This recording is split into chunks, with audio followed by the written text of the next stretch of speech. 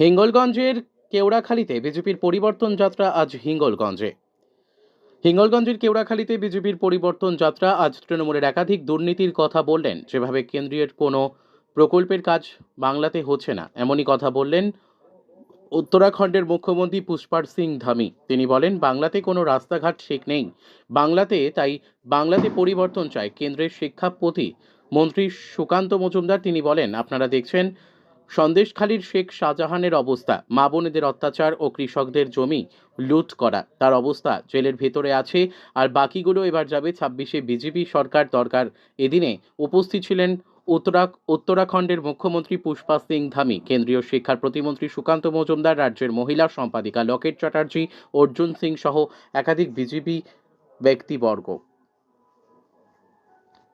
বসিরহাট থেকে প্রদীপ সরকারের report, big news Bangla. स्थापित होगा, बंगाल भी अन्य राज्यों की भांति विकास की गति को पकड़ेगा, तेज गति से विकास होगा। स्वास्थ्य के क्षेत्र में, शिक्षा के क्षेत्र में, अन्य सड़कों के क्षेत्र में यहाँ पर कानून व्यवस्था का राज होगा। तमाम प्रकार से मेडिकल की स्थिति खराब है, वो भी ठीक होगी, सारी चीजें अच्छी बढ़ेंगी और बंगाल तेज गति से विकास। सर, एक आखिरी सवाल, आप जानते हैं कि एसआईआर का प्रक्रिया चल रहा है, ममता बनर्जी कल से धरना पे बैठ रही हैं, ये कह रही हैं कि काफी सारा नाम काट दिया गया है, बीजेपी इसके पीछे है, बीजेपी चाहती है कि प्रेसिडेंट रूल के तहत जो है वो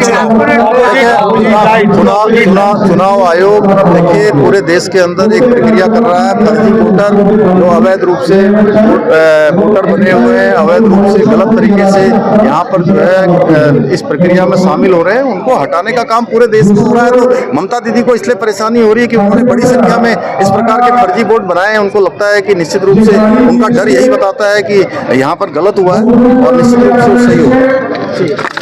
সেখানে ধর্নায় বসবেন। দেখুন, মমতা বন্দ্যোপাধ্যায় প্র্যাকটিস করছেন, কারণ এরপরে উনি বিরোধী দলনেত্রী হয়ে যাবেন, তখন ওনাকে ধর্নাতে বসতে হবে বিজেপির মুখ্যমন্ত্রীর বিরুদ্ধে। তাই এখন থেকে প্র্যাকটিস করছেন। ভোটার লিস্ট তো কমপ্লিটই হয়নি এখনো তো আন্ডার অ্যাডজুডিকেশন আছে, সেগুলো বিচারপতিরা বিচার করবেন।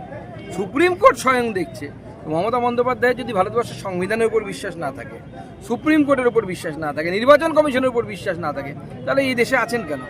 যে দেশের সংবিধানে বিশ্বাস করেন সেখানে চলে যান। হিঙ্গলগঞ্জে আজকে পরিবর্তন যাত্রা সভা করলেন বিপুল সংখ্যক মানুষ, আগামী দিনে কি পরিবর্তন হবে? হিঙ্গলগঞ্জে পদ্ম ফুটছে এবং গতবার যে হিঙ্গলগঞ্জ সহ গোটা বসিরহাটের মানুষ যে ভুলটা করেছিল, এইবার হবে না সেই ভুল।